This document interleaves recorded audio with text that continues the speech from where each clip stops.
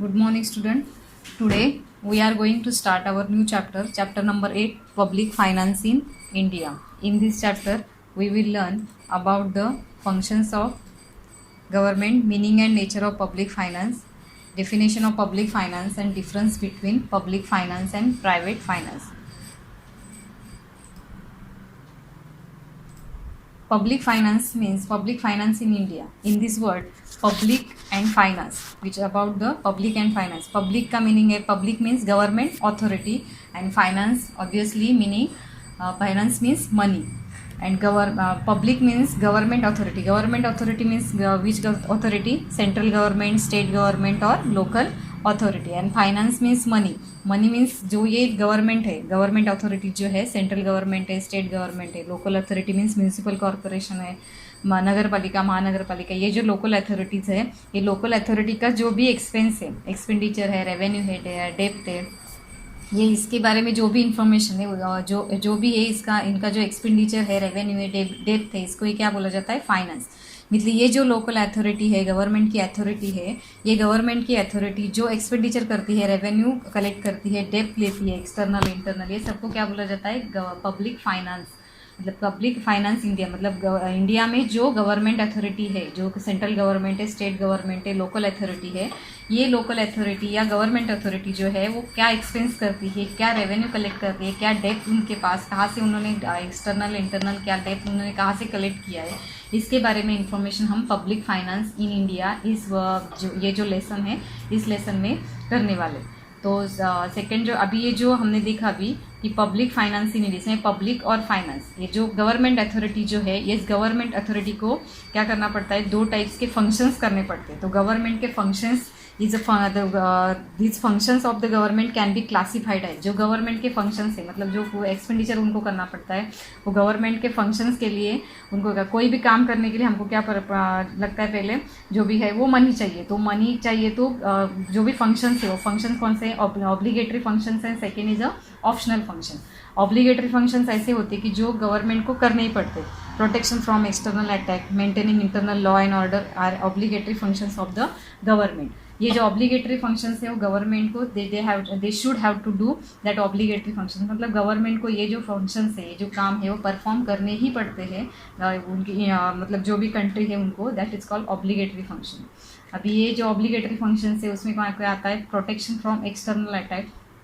Second is a maintaining internal law and order. मतलब जो external attack है, वो एक्सटर्नल अटैक से बचना, मतलब जो कंट्री है उसको बचाने के लिए कुछ, मतलब जो ऐसे आर्मी नेवी पे जो भी एक्सपेंडिचर होता है प्रोटेक्शन करने के लिए, तो ये इसमें आता है. Second is a maintaining internal law and order. जो भी किसी के जो भी वेल्थ है, उस वेल्थ को कोई नुकसान ना हो जाए, किसी को नुकसान ना हो जाए, इसके लिए जो भी मेंटेन करना पड़ता है लॉ एंड ऑर्डर, उसके ऊपर जो एक्सपेंडिचर करता है गवर्नमेंट, उसको बोलते हैं maintaining internal law and order. ये ऑब्लिगेटरी फंक्शन में आता है. They should have to do obligatory functions of मतलब जो गवर्नमेंट है कोई भी कंट्री का, उसको ये ऑब्लिगेटरी फंक्शंस करना पड़ता है. Second is optional function. This is not compulsory. Optional function में क्या आता है? Provision of education and health services. Second is a provision of social securities like pensions and other measures etcetera. मतलब जो optional functions है government के लिए, government को क्या करना पड़ता है? ऑप्शनल फंक्शंस है. तो ऑप्शनल फंक्शन में क्या आता है कि एजुकेशन और हेल्थ के सर्विसेज प्रोवाइड करना पड़ता है पीपल्स को. उसके बाद social securities like pensions and other measures. जो सोशल सिक्योरिटीज़ है, वो सोशल सिक्योरिटीज़ पे भी एक्सपेंस उनको करना पड़ता है. ये क्या है? ऑप्शनल फंक्शन में आता है. फंक्शंस मीन्स उनको ये परफॉर्म करना पड़ता है कि एजुकेशन के ऊपर खर्चा करना है, हेल्थ के ऊपर से हेल्थ सर्विसेज प्रोवाइड करते हैं. उसके बाद सोशल सिक्योरिटीज़ जो है, सोशल सिक्योरिटीज़ के ऊपर जो भी है उनको क्या करना पड़ता है? एक्सपेंस करना पड़ता है. ये ऑप्शनल फंक्शन है किसका? गवर्नमेंट का. जो गवर्नमेंट अथॉरिटी है, गवर्नमेंट अथॉरिटी मीन्स क्या? कौन सी authority? Central government, state government and local authority. Means public का मीनिंग होता है गवर्नमेंट अथॉरिटी. और गवर्नमेंट अथॉरिटीज़ में क्या आता है? सेंट्रल गवर्नमेंट, स्टेट गवर्नमेंट और लोकल अथॉरिटी. तो ये हमने देखा कि पब्लिक और फाइनेंस, इसका मीनिंग देखा. अभी इसका इंट्रोडक्शन देखेंगे. जो पब्लिक फाइनेंस इन इंडिया, ये जो ये लेसन है, इसमें इंट्रोडक्शन में दिया है public finance is a old branch of economics which highlights the role and functions of the government in an economy. Government is a formal and informal institution created by the people, a specific region to perform various functions such as protection from external attack, protection from private property of people, generation of employment, maintaining internal law and order, provision of social needs like education, health, etc. Public finance क्या है? Old branch है economics का. इसके roll on functions of the government of economy. Government is a formal and informal institution created by the people in a specific region for perform various functions. अब ये जो हमने public और finance का जो मीनिंग देखा है सेम यहाँ पे दिया हुआ है.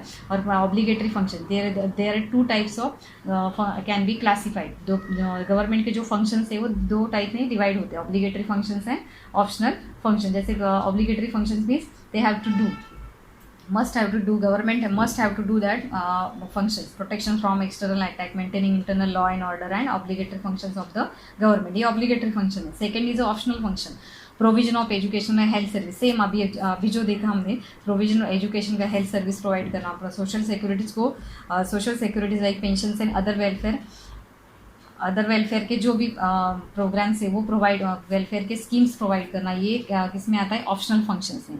अभी ये जो फंक्शंस है वो फंक्शंस को क्या करना पड़ेगा? ये फंक्शंस को परफॉर्म करने के लिए गवर्नमेंट को किसकी ज़रूरत रहती है? फाइनेंस की ज़रूरत रहती है.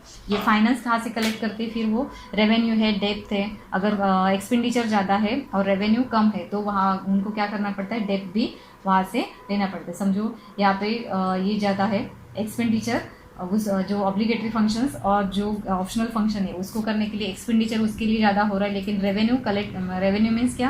रेवेन्यू मीन्स जो कलेक्ट करते हैं टैक्सेस का, डायरेक्ट इनडायरेक्ट टैक्सेस कलेक्ट करते हैं, वो अगर कम पड़ रहा है तो उनको क्या लेना पड़ता है? डेप्थ लेना पड़ता है. डेप्थ मीन्स लोन लेना पड़ता है. तो ये हम अभी देखेंगे कि ये कैसे परफॉर्म करते हैं.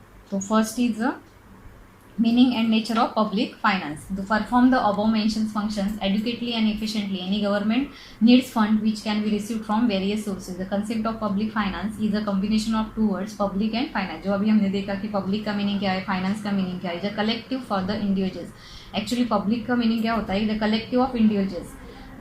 मतलब दो इंडिविजुअल्स है, ग्रुप ऑफ इंडिविजुअल्स है, इसको क्या बोला जाता है? एक पब्लिक बोला जाता है. बट इन इकोनॉमिक्स पब्लिक का मीनिंग होता है government.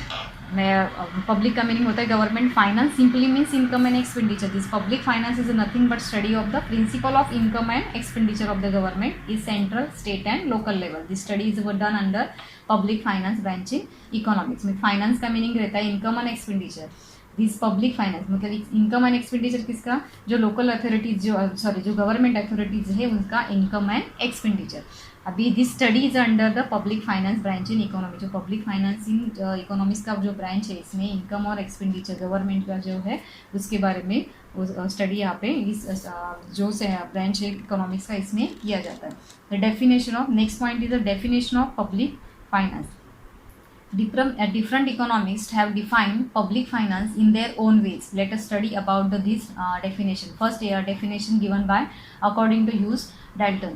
Public finance is one of those subjects which are on borderline economics and political. Is a concern with the income and expenditure of public authorities and with the adjustment of one with other. Since we study the activities of government is political science too, public finance constitute a part of study of political science. मतलब जो public finance ये जो word है, subject है, ये border line में है किसमें? Economics and political science. Because public और फाइनेंस ये ऑल्सो स्टडी इन पॉलिटिकल साइंस. जो पॉलिटिकल साइंस जो दूसरा एक सब्जेक्ट है इसमें भी पब्लिक फाइनेंस का स्टडी किया जाता है. तो it is concern with the income and expenditure. किससे रिलेटेड है? Concern with income and expenditure. So this is also border line पे है इकोनॉमिक्स के और पॉलिटिकल साइंस के इस सब्जेक्ट के.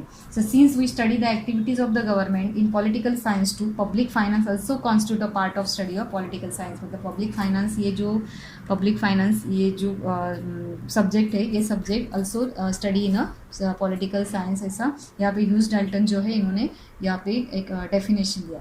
Next definition is according to professor Findlay Shirras. The definition is given by Findlay Shiras. Public finance is the study of the principles underlying the spending and raising of the funds by the public authorities. मतलब जो public finance है, public finance के जो principles underlying the spending and raising of the funds of public authority. Public authority जो 3 authorities है working on 3 different level. That is central government, state government and local level, जो जो different जो काम करते हैं ऐसे अथॉरिटीज़ के द्वारा जो स्पेंडिंग की जाती है, ऐसी अथॉरिटीज़ एक्सपेंडिचर किए जाते हैं, ऐसे अथॉरिटीज़ के द्वारा जो फंड्स को रेज किया जाता है। फंड्स को रेज करना मीन्स जो रेवेन्यू कलेक्ट करते हैं, ऐसा रेवेन्यू कलेक्ट करके जनरेट कर किया जाता है, यहाँ पर एक्सपेंडिचर किया जाता है। ऐसे जो फंड्स है उसको रेज किया जाता है, मतलब रेवेन्यू जनरेट किया जाता है। मीन्स यहाँ पे एक्सपेंडिचर और रेवेन्यू से रिलेटेड जो प्रिंसिपल्स होंगे उस प्रिंसिपल को यहाँ पे क्या बोलते हैं, उस रेवेन्यू और स्टडी करेंगे यहाँ पे पब्लिक फाइनेंस, उसको क्या बोलेंगे, पब्लिक फाइनेंस। मतलब जो प्रिंसिपल्स है इसमें जनरेट करने के या उसमें मतलब मीन्स यहाँ पे एक्सपेंडिचर और रेवेन्यू से रिलेटेड जो प्रिंसिपल्स होंगे उस प्रिंसिपल का स्टडी इस पब्लिक फाइनेंस में किया जाता है। इसे फिंडे शिरास ने कहा है, public finance is the study of a principle underlying the spending and raising of the public authority. Public authorities में जो स्पेंडिंग और रेजिंग होता है उसके जो प्रिंसिपल्स है उसका स्टडी इसमें किया जाता है। इसे फिंडे शिरास ने यहाँ पे डेफिनेशन दिया, very simple definition. Next point is difference between public finance and private public finance and private finance। अभी public finance and private finance इसमें ये जो public finance और private finance जो है इसमें difference क्या है। तो फर्स्ट इज इस पॉइंट ऑफ डिफरेंस फर्स्ट दिया है objective, to differ maximum social advantage to the society. Public finance जो है मतलब पब्लिक फाइनेंस मीन्स गवर्नमेंट, तो गवर्नमेंट फाइनेंस का जो ऑब्जेक्टिव है क्या है, offer maximum social advantage to the society. ज़्यादा से ज़्यादा लोगों को क्या देना है, उसमें यहाँ पे एडवांटेज होना चाहिए, उनका वेलफेयर होना चाहिए, ऐसा ये ऑब्जेक्टिव रहता है। Second is a private finance, fulfil private interest, मतलब प्राइवेट इंटरेस्ट जो है मतलब ज़्यादा से ज़्यादा क्या करेंगे वे, प्रॉफिट उनको कैसे हो, ऐसा ये उनका ऑब्जेक्टिव रहेगा प्राइवेट फाइनेंस का। Private finance mean we can say private sector. Next is a determination of expenditure. Government first determine the volume of different way of expenditure. Government क्या करता है, पहले डिटरमाइन करता है कि कितने वेज में एक्सपेंडिचर करना है उनको। Government first determine the volume of different ways of its expenditure, मतलब गवर्नमेंट को पहले वो डिटरमाइन करते हैं कि कितना उनका एक्सपेंडिचर है। And individual consider his income and there determine the volume of expenditure. वो प्राइवेट फाइनेंस में क्या करते हैं कि पहले उनका जो इनकम है वो इनकम कितना है, उसके बाद उनका एक्सपेंडिचर यहाँ पे डिटरमाइन होता है। मतलब जितना इनकम है उसके थ्रू मतलब जितना इनकम है उसके हिसाब में उनका क्या रहता है, यहाँ पे वो एक्सपेंडिचर रहता है।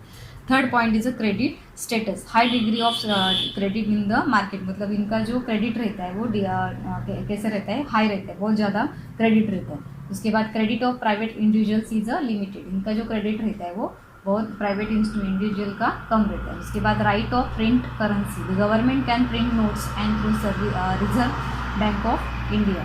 जो प्रिंटिंग है, नोट्स प्रिंट करने का जो राइट्स हो किसको, रिजर्व बैंक ऑफ इंडिया को है। तो private individual does not enjoy such rights, मतलब प्राइवेट जो एजेंसी है या प्राइवेट फाइनेंस है तो प्राइवेट फाइनेंस को ये राइट नहीं है कि वो क्या करे, नोट को प्रिंट करे। Next point is a elasticity of finance. Public finance is a more elastic. There is a no much scope of change in private finance. Elasticity of finance. Public finance is a more elastic and there is a no much scope of change in private finance. Public मतलब ये क्या है, इसमें finance में changes हो सकते, कम ज़्यादा कर सकते। There is no much scope for change in private finance, यहाँ पे चेंजेस नहीं हो सकते। उसके बाद effect on economy, tremendous impact on the economy of country, मतलब ये जो पब्लिक फाइनेंस है इसका बहुत सारा इफेक्ट यहाँ पे इकोनॉमी पे पड़ता है। Marginal effect on the national economy, और इसका जो इफेक्ट है वो मार्जिनल रहता है। उसके बाद next point is the structure of public finance. The components of scope of public finance can be shown as below. Structure of public finance at a glance. Public ये जो स्ट्रक्चर, अभी public finance का structure कैसा है, मतलब public finance जो है इसका स्ट्रक्चर कैसा है, तो वो स्ट्रक्चर हम देखेंगे अभी।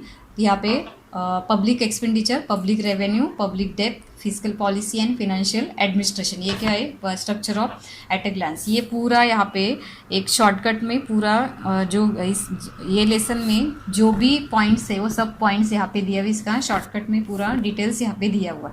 तो public finance, public expenditure means revenue expenditure, capital expenditure, development expenditure and non development expenditure, ये सब यहाँ पे हम डिटेल में आगे देखेंगे। पब्लिक रेवेन्यू मीन्स क्या? पब्लिक रेवेन्यू में रेवेन्यू कैसे कलेक्ट करती है? टैक्स और नॉन टैक्स के थ्रू। उसके बाद डायरेक्ट और indirect tax. Public depth means internal और एक्सटर्नल। पब्लिक डेप्थ मीन्स जो लोन लेती है, कुछ अगर एक्सपेंडिचर ज़्यादा है और उनका एक्सपेंडिचर अगर गवर्नमेंट का ज़्यादा है और वो जो रेवेन्यू है वो कम है, तो इसके लिए वो पब्लिक जो गवर्नमेंट क्या करती है, बाहर से इंटरनल और एक्सटर्नल से लोन लेती है, उसको बोलते हैं पब्लिक डेप्थ। तो उसको वो क्या है, इंटरनल और एक्सटर्नल। और इसमें नॉन टैक्स में क्या आता है? Fees, prices of public goods and services, special assessment, fines and penalties, gift, grants and donation, special levy and borrowing, ये क्या है? नॉन टैक्स है। इसमें अभी डायरेक्ट टैक्स में क्या आता है? प्रोफेशनेट, प्रोग्रेसिव एंड रिग्रेसिव। उसके बाद इनडायरेक्ट में गुड्स एंड सर्विस टैक्स, ये हम डिटेल्स में हम आगे देखेंगे।